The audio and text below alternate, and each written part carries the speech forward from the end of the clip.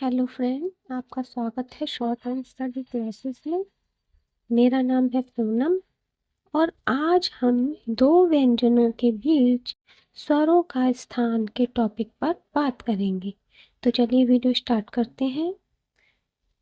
इससे पहले हम व्यंजनों में स्वरों को लगाने के नियमों को पढ़ चुके हैं, उनके 2 प्रैक्टिस सेट भी लगा चुके हैं। अब हम यहाँ 2 व्यंजनों के बीच स्वरों के स्थान को पढ़ेंगे और सीखेंगे।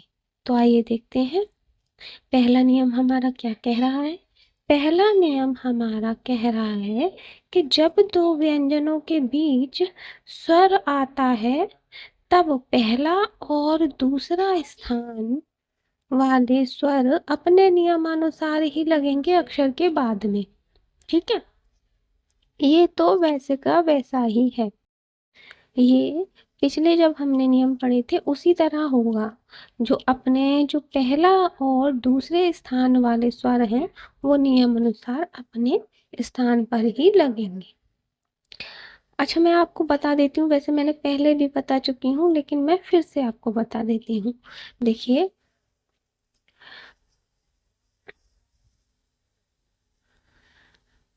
मानिए ये हमारा अक्षर है, समझ लीजिए ये टा है। तो इससे पहली साइड ये है या पहला पक्ष कह लीजिए आप, और बाद वाली साइड ये है, बाद वाला पक्ष ये है। ठीक है, अक्षर के पहले जो स्वर आएगा वो पहले लिखा जाएगा, पहले पढ़ा जाएगा, और अक्षर के बाद में जो स्वर आएगा वो बाद में लिखा जाएगा, बाद में पढ़ा जाएगा। ये हम पहले सीख चुके हैं लेकिन मैंने फिर से आपको बताना जरूर समझा। और अक्षर की ये तो 2 साइडें हो गई है ना, ये पहली और ये बाद वाली। और ये अक्षर के स्थान होते हैं। मानिए ये अक्षर है टा हमारा, मैं लिख देती हूँ, मैं यहाँ भी लिख देती हूँ। मानिए ये अक्षर हमारा टा है, तो ये पहले वाले, ये पहली साइड है ना, तो ये पहली साइड के 3 स्थान हैं। ये पहला स्थान, ये दूसरा स्थान, ये तीसरा स्थान। और ये बाद वाली साइड के 3 स्थान है, ये पहला स्थान, ये दूसरा स्थान, ये तीसरा स्थान। या आप अलग से याद रखने के लिए फर्स्ट सेकंड थर्ड ये भी समझ सकते हैं, आपकी मर्जी, बस याद होना चाहिए आपको कैसे याद होता है। ठीक है, अब आइए हम देख लेते हैं आगे। पहला नियम, जब 2 व्यंजनों के बीच स्वर आता है तब हम पहला और दूसरा स्थान वाले स्वर तो नियम अनुसार ही लिखे जाएंगे अक्षर के बाद में। ठीक है, यानी कि ये पहला और ये बाद वाला है ना अक्षर की साइड, तो इधर। ठीक है, तो ये तो पहले की तरह ही है।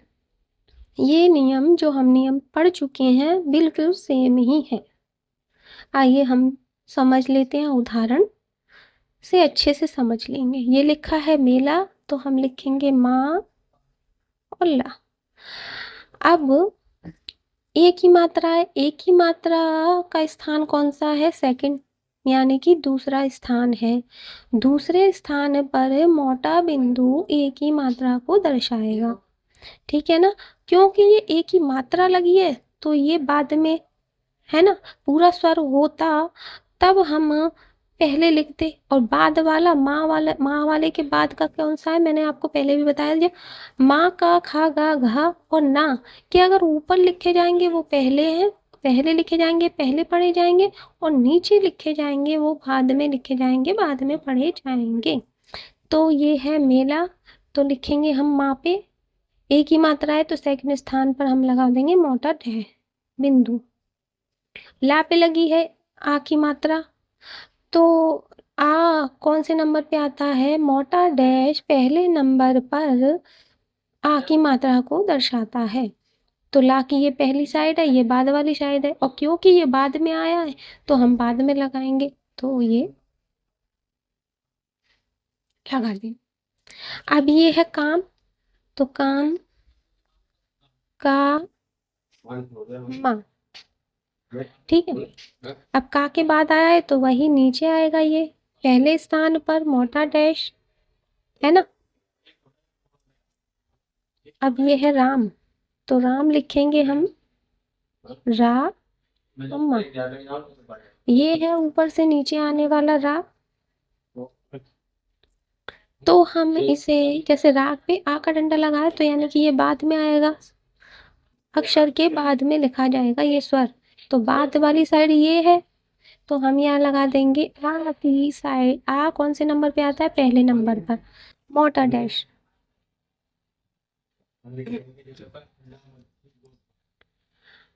ठीक है, अब हम देखते हैं दूसरा नियम। दूसरा नियम हमारा क्या कहता है कि तीसरा स्थान का स्वर आता है तब यदि तीसरे स्थान का दो व्यंजन हो, दो अक्षर हो और उनमें अगर तीसरे स्थान का अक्षर, तीसरे स्थान का स्वर आता है, तब वो पहले अक्षर के तीसरे स्थान पर ना रखकर आगे आने वाले अक्षर के पहले पक्ष यानी पहली साइड के तीसरे स्थान पर लिखा जाता है। यानी कि ये किसके बारे में कह रहे हैं? जैसे दो अक्षर लिखे हैं, मान लीजिए ये मूल लिखा है, तो पहले अक्षर वाली इस वाले अक्षर की इस वाले अक्षर पर ला पर पहले तीसरे स्थान पर रखा जाएगा। देखिए मैंने यहाँ पर बता दिया है, डायग्राम बनाया है, दिखाई दे रहा है आपको? ये देखिए, जैसे ये लिखेंगे हम कील, तो ये है का और ये ला, तो ये पहला स्थान ये रहा, दूसरा स्थान। अगर पहले और दूसरे वाली मात्राएं आती तो यहाँ पर लिखी जाती, लेकिन अगर ये ई है तीसरे स्थान वाली मात्रा है, इसलिए ये यहाँ लगेगी ला के पहले तीसरे स्थान पर। ठीक है, तो हम इसे कैसे बनाएंगे? हम बना देंगे इसको का ला और यहाँ पे मंगा देंगे ये। वहीं अगर पूरा स्वर आए, पूरा स्वर आ जाए, जैसे इमली, ये मिली नहीं है, ई की मात्रा नहीं लगी है, ये पूरा स्वर लिखा है, ई लिखा है, तब हम क्या करेंगे? तब ये माँ पर, माँ के पहले तीसरे स्थान पर आएगा। यानी कि ये पहला, ये दूसरा, ये तीसरा स्थान है, तो माँ के पहले तीसरे स्थान पर यहाँ है। ठीक, ये देखिए माँ का ये पहले तीसरे स्थान है। ठीक है, ये पहला स्थान, ये दूसरा स्थान, ये तीसरा स्थान। अब लिखते हैं हम इमली, तो लिखेंगे माँ और ला, और जैसे कि ये पहले वाले तीसरे स्थान है तो हम यहाँ पर ई की मात्रा लगा देंगे, और ये बाद वाले तीसरे स्थान है तो ये पहला, ये दूसरा, ये तीसरा, और ला की मात्रा पे ई की मात्रा है, तो ई तीसरे स्थान वाली मात्रा है तो वो ला के बाद आई है तो वो वैसे ही लगेगी, ला के बाद बिंदु लगा देंगे। ठीक है, समझ में आ गया होगा आपको। अब हम इन उदाहरणों को भी देख लेते हैं। ये लिखा है मूल, तो म और ला। अब ये ऊ की मात्रा कौन से स्थान वाली है? तीसरे स्थान वाली। तीसरे स्थान पर मोटा डैश ऊ की, बड़े ऊ की मात्रा को दर्शाएगा, तो वो कहाँ लगेगा? ला के पहले तीसरे स्थान पर। ठीक, अब ये है मूली, तो इसको हम बनाएंगे माँ और ला। ऊ की मात्रा तो इसी तरह लगेगी, ये वही है, तो हम यहाँ लगा देंगे ला के पहले तीसरे स्थान पर, और ला पे ई की मात्रा है तो वो अपने नियम अनुसार वैसे ही लगेगी ला के तीसरे स्थान पर, ला के बाद। अब ये है इमली, तो लिखेंगे माँ और ला, और मैंने पहले भी आपको बताया क्योंकि ये पूरा स्वर है इसलिए माँ पर के पहले स्थान, पहले तीसरे स्थान पर, पहले तीसरे स्थान, ऊपर वाले पहले तीसरे स्थान है ना, तो यहाँ लगेगा, और ला पर ई की मात्रा है तो वो तीसरे स्थान की है तो यहाँ बिंदु लगा देंगे। अब ये मिली है, देखिए ये पूरा स्वर था लेकिन ये मात्रा है और माँ के मिली, माँ के बाद ही पड़ी जा रही है मिली, है ना। तो ये मात्रा है तो ये ला पे लगेगी, जैसे माँ और ला। अब ये ई की मात्रा है तो ये लगेगी यहाँ, इस वाले नियम के अनुसार माँ ला के पहले तीसरे स्थान पर, और ला की ई की मात्रा लग जाएगी यहाँ। ठीक, और ये है धीमा तो लिखेंगे धा मा। धा को ई की मात्रा है तो ये लगेगी माँ के पहले तीसरे स्थान पर, और माँ पे आकर डंडा है तो ये लग जाएगा माँ के बाद पहले स्थान पर मोटा डैश। ये है मूसा, अब ये वही है, ये ऊ की मात्रा है तीसरे स्थान वाली तो ये सा के पहले तीसरे स्थान पर लग जाएगी, और सा पे लगाया आ का डंडा तो आ की मात्रा लग जाएगी यहाँ मोटा डैश पहले स्थान पर।